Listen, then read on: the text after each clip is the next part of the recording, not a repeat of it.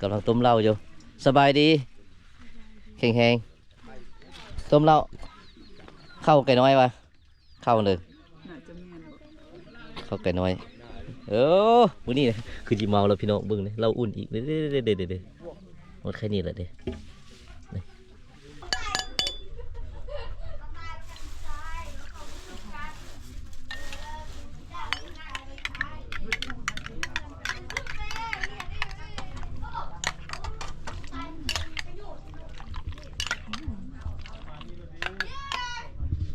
โจ๊กลงสบายดีทุกท่านวันนี้ข้าพเจ้าได้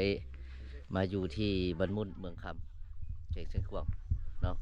วันนี้ข้าพเจ้ามายามไอฮักไอเพลง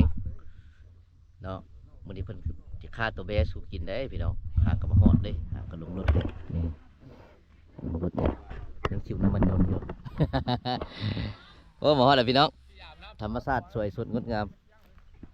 เนาะทางเมืองนั้นก็เป็นทางท่อน้ำที่มันเจาะมาแต่ทางเมืองเทเนาะเมืองเทขีดเทเนาะลงสู่ทางเฮ็ดอันเคลื่อนไฟฟ้านำเทเนาะอันนี้ก็เป็นทุ่งให้ทุ่งนาของพี่น้องบ้านมุ่นเนาะทำการผลิตช่วงนี้ก็นาแซงพี่น้องเด้นาแซงอยู่นี่เนาะแล้วกันส่วนหอมผักเทียมส่วนหอมผักเทียมเนาะแล้วทางนั้นก็คือทางงัวควายเนาะของพ่อแม่ประชาชนปล่อยเลี้ยงตามทุ่งไร่ทุ่งนาช่วงนี้ก็อากาศท้องสีแรงๆนั่นนึงเด้เนาะเพราะว่าบ่อยากมีหญ้ากินปานใดแล้วงัวควายก็ได้มาฮอดมาถึงเลยพี่น้องเขาก็กะเกียมตอนรับการอยู่กันกินต่างๆเนาะมื้อนี้เพิ่นฆ่าตัวแบสู่กินเด้มื้อนี้นะฆ่าตัวแบสู่กินนี่มาพร้อมกันโดยทางคณะทีมงานอาจารย์คำพงษ์บันเทิงคนบ่ยันเมียทำหน้าพาทางไอซีวิล่าคนเก่านี่ก็ยันน้อยนึงเนาะโอ้มาฮอดใจเสียรับอันนี้เป็นเพื่อนนี่นะนอนเพียเบะเพิ่นติดตอนทับเลยเฮ้ยมื้อนี้เพิ่นต้มเหล้าบ่แม่ต้มเหล้าหอมอยู่ก็เลยต้มเหล้าฮะท่อต้มเหล้าท่อเหล้าไปท่อถักเตือนโอ้ไปเบิ่งก่อนไปเบิ่งเพิ่นต้มเหล้ากันบ่เดี๋ยวสิไปเบิ่งบ่เพิ่นต้มเหล้ากันเด้ลูกเคยเด้ลมลำพ่อตานี่พ่อตาสิปั่นนาเฮ้อนี่ปีนี้สิปั่นอีกปีกายนี่ก็เอาละปีกายพัดขายปีนี้สิขออีกต้มเหล้าพื้นบ้านนี่กำลังต้มเหล้าอยู่สบายดีแข็งต้มเหล้าเข้าไก่น้อยวะเข้าเลยเข้าไก่น้อยมื้อนี้นะคือจีเมาแล้วพี่น้องเบิ่งเลยเหล้าอุ่นอีกเด้หมดแค่นี้แหละเด้อันนี้ต้มเหล้าเป็นอีกเหล้าข่าวเหล้าเสี่ยวปานเฮาเนาะของสาวเมืองคำเฮานี่แหละมันอุดมสมบูรณ์เด้พี่น้องบอกว่าจะเข้ากับข้าวนานี่เองแหละเพิ่นเอามาต้มนี่นะแต่ว่าข้าวมันอยู่ทางไหนบ่เห็นนี่ต้มเหล้าเนาะมาบัดนี้เขาไปเบิ่งเพิ่นกำลังเต้งกินบัดนี้มีทางไอเลี้ยงเฮากำลังเฮ็ดอยู่เฮ็ดกินจุกอุ่นเลยจุกท่านหมดไฟบางนั้นเลยเขาก็เฮ็ดเลยกินได้มื้อนี้คาโตเบะผู้หญิงก็กินวะกินกับบางคนเด้เพิ่นสิเฮ็ดเมนูนี่นะซอยอันนี้มันแซ่บบ่แซ่บเพียแซ่บแล้วมันนี่บ่โอ้หักสุดมื้อนี้นะพบกับเสียงน้อยซอยจุอีกแม่ครัวเฮานี่พ่อครัวเฮานี่โอ้ผูกกามใหญ่ๆนี่มีลูกมีเมียแล้วบ่นี่นะโอ้นางยังโสดอยู่ยังโสดอยู่วะผู้เด้อผู้สาวผู้เลยยังว่างๆสดๆกันติดต่อเด้อเฮ้ยกามใหญ่ๆมัดๆนี่เป็นลูกเขยก็เลิกก็ได้โสดหมดโสดทั้งสองนี่ ผู้บ่าวซอยหอมโอ้ข้างเราเขียงเจ้านี่เนาะ ถ่ายอยู่บ่ แล้วเขียงแล้วก็ล้างไอ้ตั้งอีกเนาะ เมียนแหละ 4-5 คนโส เอ ด อ บ่ โอ้อัดไว้ก่อน เจ้า มาพี่น้องดีนี่ก็ทางเชียงให้เชียงนาแต่น้อย ขอได้ขนมหน่อยมา ขอได้ เฮ้ยบอสอันหนึงมาเฮ้ยบอสเอามาผู้ปั่นน้องมาสิโอ้บอกให้เฮ้ยทางพ่อครัวเขากำลังเฮ็ด แม่อยู่กันเลยล่ะ เลือดนี่เลยใส่แล้วจานหนึงแล้วใส่แล้วนี่เนี่ยนี่ถ้ามันกามบนนึงไปเลยลองเอ้ยแซ่บๆแบบนี้นะเฮ้ยยายเป็นจานอยู่บอกว่ากันเด้อพี่น้องเด้ออันนี้เด้อมันอยู่เชียงให้เชียงนาเด้อมันสถานที่มันก็คันว่าจะให้มันงามให้มันก็บ่งามดอกแต่ว่าอาหารนี้100%ดอกเพราะว่าถึงพ่อครัวอาชีพ อันเฮาเสื้อนี่เฮ็ดหน่อยเลยเอาประมาณสำเร็จนี่ 1-2 1-2เลือดอันนะจองหนึงใส่น้ำ2จองแม่นปะ แม่นแหละ โอ้พี่น้องเด้บ่เดียวก็แข็งแล้วถ้าอีกบ่นึงเอาไปจาน2อีกบัดนี้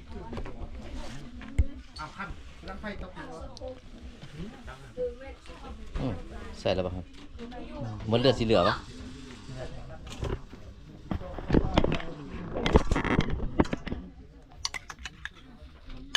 เอา1ใส่น้ำ2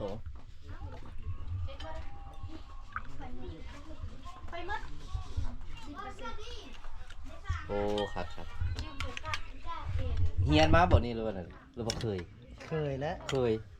ก็เฮียนนำผู้เพิ่นสร้างเลยเนาะ แม่นแล้ว มีสูตรมาได้พี่น้องเย็นบกกามในบ่มีตู้เย็นได้อยู่เถียงนานี่ มีจะเอาตากบอกเอาเสื้อน้ำแข็งมืออื่นมาเลยใส่หอมในหลายเนาะคักเนาะ จังเด็ดหอมใส่ มื้อนึงเดี๋ยวเอาหอมเกี่ยวใส่อีกมื้อเราบอกอีกจานนึงเลย แตงอีกจัน อีกจาน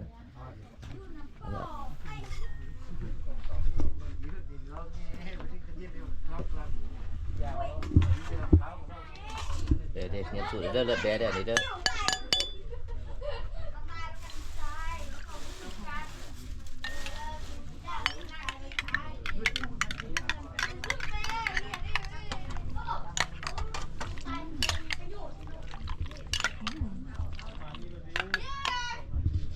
โจ๊กลงพี่น้องเอาเบื้องนั่นก็ช่วยเวียกช่วยงานเดียวเป็นไงพี่น้องเขาอันนี้ดีมาแต่กะลือพี่น้องบ้านเฮานี่ แต่บันดอ บันโดมาแต่ไก่แล้วบ่สิ มาแต่ไกล อันนี้เป็นพี่น้องในเฮือนเพิ่นนี่แหละเนาะ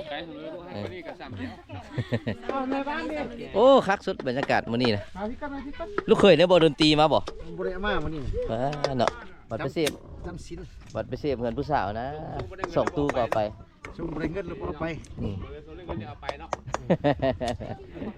เรายิ้มเป้ยเป้ยเพิ่นแล้วเรื่องสิถ่ายให้บรรยากาศการกินเนาะรอท่าเพิ่นแต่งอาหารเบิดหนึงพี่น้อง ว่ามันโอ้บ่ได้แท้ พี่น้องได้คำเข้าคักๆแล้วบัดนี้เบิ่งเฮ็ดเอาเบิ่งบัดนี้ผักกินซอยจุต้องคำเข้าใหญ่ๆจังแซ่บ นี่แบบเนื้อน้อยไปแล้วนั่นเนื้อ ไม่เปะๆยาวๆให้หลายเติบแม็กได้ โอ้ยนั่นแหละของเขาเนาะ ลอยปลายกว่าแม่นไหนฝากเมื่อวานนี้ฮันจานหนึ่งเอ็นเดียวเอ็นวันครับ ทานหอมแล้ว นะเด้อ โอ้คัก เดี๋ยวเฮ็ดเอาพวกอาชีพลาไป ตุกน้อยนะ แม่เลยเขาแบบแป๊บซี่ กินโอ้จะพอจะจำได้กินน้ำก้อนแล้วป่ะ งานแป๊บซี่ ไปยังจันทร์กินน้ำก้อนนะหมอนี่นะ กินก่อนเฮ็ด เออ อันนี้ไฟฟ้ากันละมันคือว่า ดึงสายไฟหน่อย โอ้ครับสะใจ เวลาบอกดูเตรียมมาบุมีไฟซื้อกับมีไฟมาแล้ว มาแม่เจ้าก็ ไฟซ้ำที่ไซบอกงาน นี่นะเนี่ยมันว่าไฟบ่พอไอ้บ่าโอ้มันว่าแกน่ารักดิบ่าตัวไปตัวไม้ ผู้ชมมันหัวหน้าวงเนาะ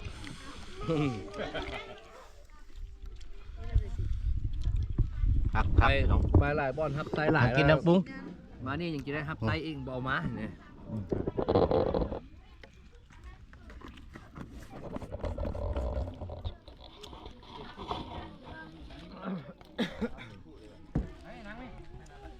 นั่งไหม โอ้บดกับหวาน นั่งไหม เอาเมนูฮอตอีกแล้วแบบนี้นะแกงแบบนี้นะ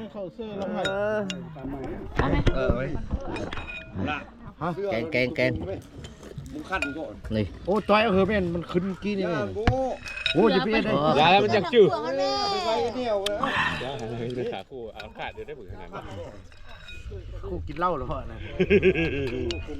เออ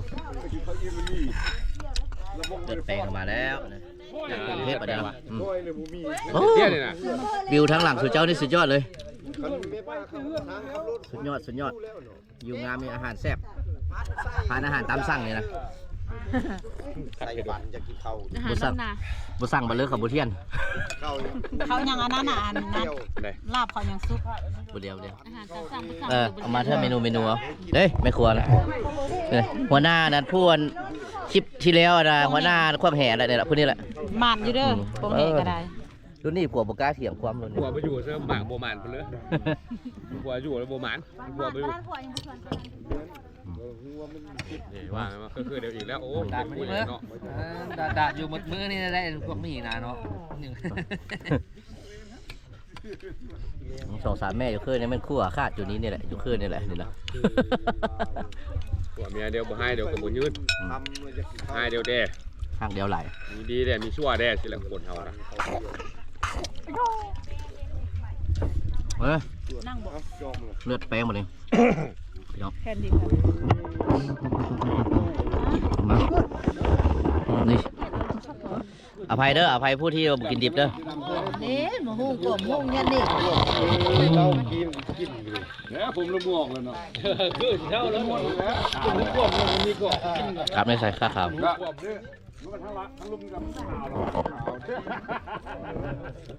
รักมึงได้เขา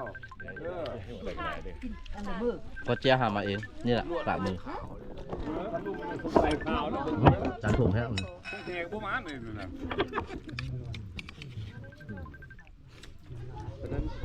แล้วกัน ต้องใส่ ไม่มีมีแล้ว พวกเดี๋ยวดิ เดี๋ยวมึงดูใส่แกง โทรศัพท์ เบิ่งเงินน้องชายล่า บอกคำอยู่นี่โทรศัพท์บอกคำอยู่นี่โทรหาอีเม่ไหมก่อนเราบ่มาบอกใช่ นี่เอาวางเอาอันนั้นจิบอกเขาบอกคำเอาบ่วงเอาอันนั้นมาตึ้ง แซ่บพี่น้องเลย ตำมักรุ่ง แล้วก็อย่าพาเมียไปละเวลาเฮ้อมาผู้เดียวเนอะ ก็เหมือนซื้ออันนั้นปันเลยมาปันนี้บอกมันไปซื้อสิจะคุ้นก่อนเขาไม่หนักก่อน มาพี่น้อง ก็ให้ผมดูดก่อน บ่ได้ส่งเสริมให้กินเหล้ากินเบียร์เด้อปกติแท้ ถ้าเหลือกินได้ก็กิน อะไรข้าพเจ้าแท้กับบุสุกินดอกคันบุยผู้ยินนะ กินได้ก็กินบ่กินได้ก็กินไอ้น้องเราถูกว่านะ ข้าขาว ฮัลโหลเข้าเร็วกินแล้วเข้าเร็ว คัก พอถ่ายแล้วลงเข้าไปหยอดมือเลยนะหยอดไปเชียงราย มีการลงนองเลยนะพี่น้องนี่เอาเฮ็ดได้บ่เนาะบรรยากาศมื้อนี้กินหลายแนวเมื่อกี้กินแบะวันนี้กินปลา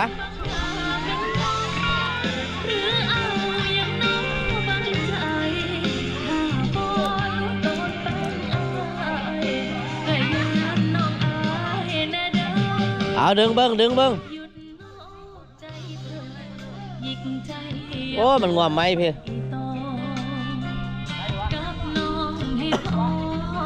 บอกใจว่าแค่เคยเจอบ่แม่นบ่แต่หาบ่ได้เมียเธอ ขันปลาใหญ่เป็นปลาพะเร่าเด้อขันตัวน้อยมันลูกเขย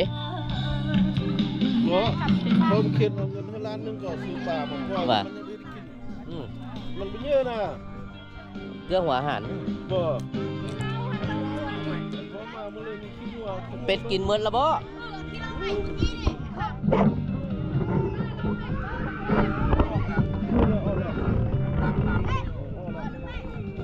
ปลาดุกเดียวเนาะ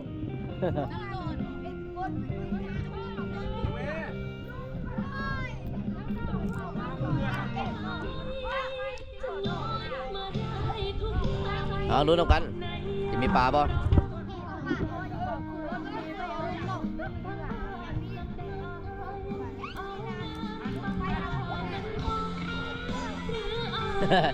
ไม่คือว่าตีนมันขึ้นก่อน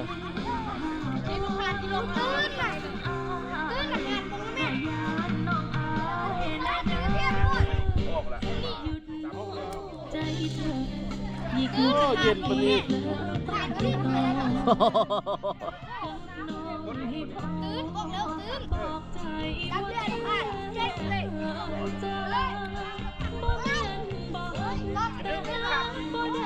กับหนุ่มเมียเธอไอ้เฝ้ากลับบ้านสาย ยังคาอยู่ยังมีปลาอยู่โอ้ปลาแดงนี่ใหญ่ไปเนาะโอ้ยังได้ปลาแดงอยู่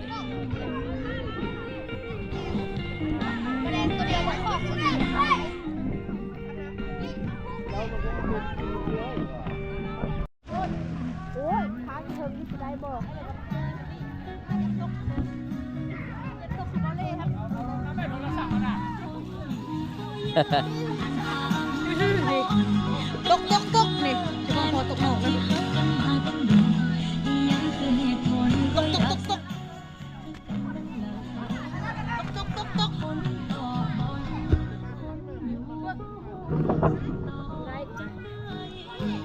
ได้เลยบ่ได้ลุ้นนำกันพี่น้อง บ่ได้ ที่ทางพันเจ็บใจ ว่าแล้วตุเป็นเอาไข่2-3 มือมันตกเนาะได้ไข่พร้อมพอแห่ได้ไข่นะเอา2-3 มือแล้วดูได้เก็บไข่เผ็ดได้ละมือเก็บเป็ด2 ตัวเก็บมือ2 ตัวพอไป เอาลุ้นนำกันยังกำลังดึงขึ้น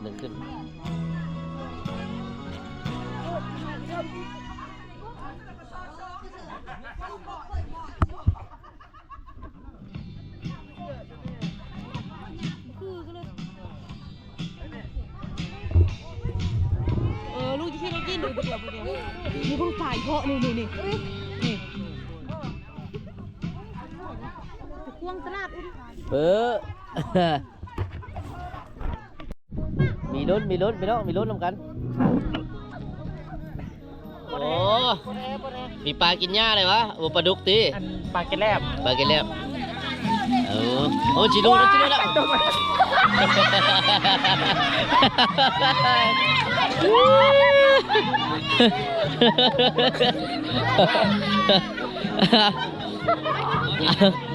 เอาปลาขึ้นเป็นคนตุ๊กโอ้ยอย่าเอาลงน้ำเลย โอ้ได้แล้ว โอ้ปลาเล่เอาปลาลงตอนนั้นได้ลงเหรอให้เป็ดก็ยังมีเอาน้ำเป็ดมาโดยเป็ดเน่าได้ไข่เป็ดเด้ มีไข่เป็ดเด้ เป็นไข่ตกเด้ไปตัวเดียวนึงพาเลยไข่เป็ดไข่ปลาไหนปลาไหน มันเป็นปานไหน แม่ อ๋อมีไข่เป็ดเด้ ปลาปลาเห็นเลยว่ามันปลานิ่มเป็นตัวน้อยๆเท่านี้นี่ มาพี่น้องวันนี้อาจารย์คำพงษ์บันเทิงว่าหลายเจ้าแล้วบ่ได้นะเพื่อจะลงมือเองเบิ่ง แต่คีย์บอร์ดจนเมื่อยแล้วมันต้อง เออ มื้อนี้มันสิจัดงานเองเลยลองเบิ่งสิได้บ่เนาะมื้อนี้อ้าวเบิ่งดู บุเห็ดเวียนกับหมูแหละ สิบซ่าสาวซ่าก็ว่าผู้เหลือก็ว่าผู้เหลือเก่งนะ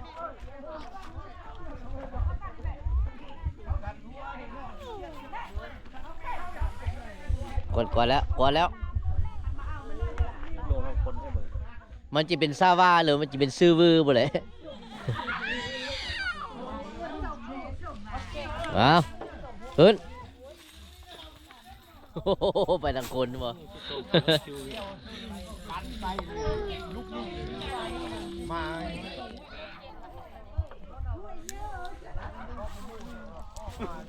จะได้แต่ขี้เหงื่อได้ผม เอาเด้อแต่นเด้อเด้อโกบคอผู้น้อยทางนี้ลงลุ่มหมดเลย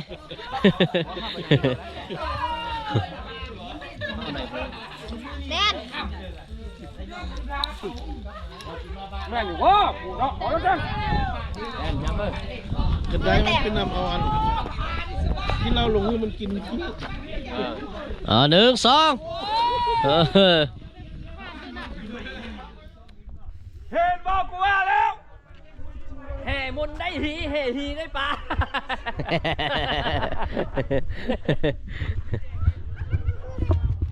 ได้เป็นแห่หีเลยแห่มนได้จวบหีแห่หีจวบปลา ได้บ่ตึกบ่ เบิ้ลสิ เอาข้าวเลยวะ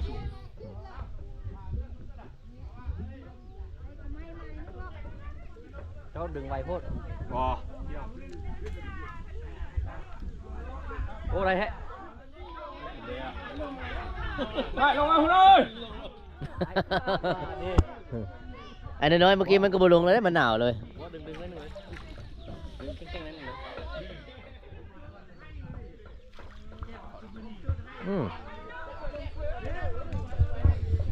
สมคือบ่เนาะแห่ม้วนจวบหีแห่หีจวบปลาลองดู บ่วะ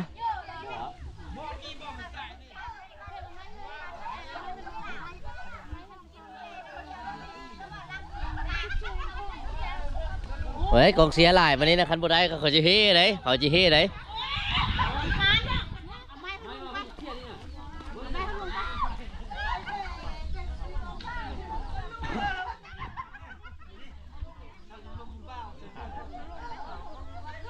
เอ้าเจ้าบ่ลงแล้ววะ ยันลงเลย วันนี้มันบ่ลงแล้วเด้ โอ้น่าลงอ่ะ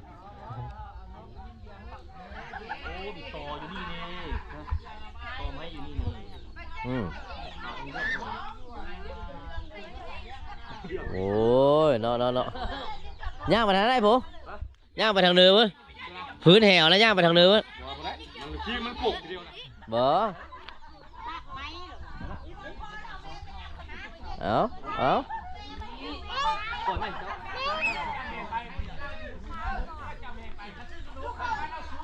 สองสร้างช่วยเดียว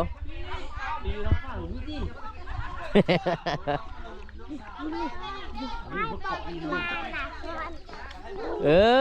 อ แห่บนได้หีแห่หีได้ปลาเปิดสิ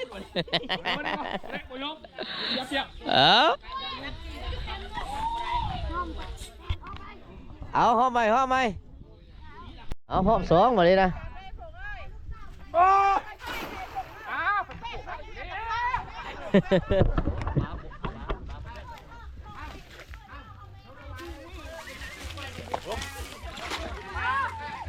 หนองปลาคำล่าเนี่ยเนาะหนองปลาคำล่าเนี่ยเนาะ อาจารย์โอ้ย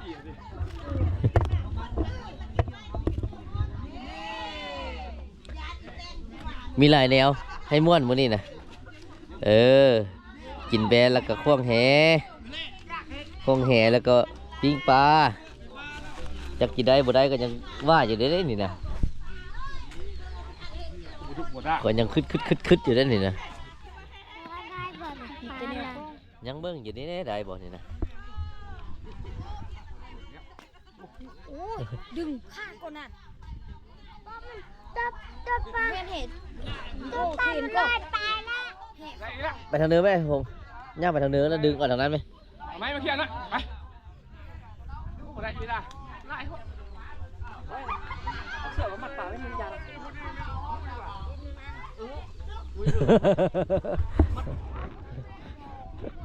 โอ้โหโอ้ยอมเลยกงเลยเว้ย เดินสุกี้นอนเตะกินเบียร์นอนเตะนอนกายไปนอนเดียวกินเดียวกินข้าว เฮ้ยยัยนักกีฬารุ่นเก่าได้นี่นะเออได้มามึงดู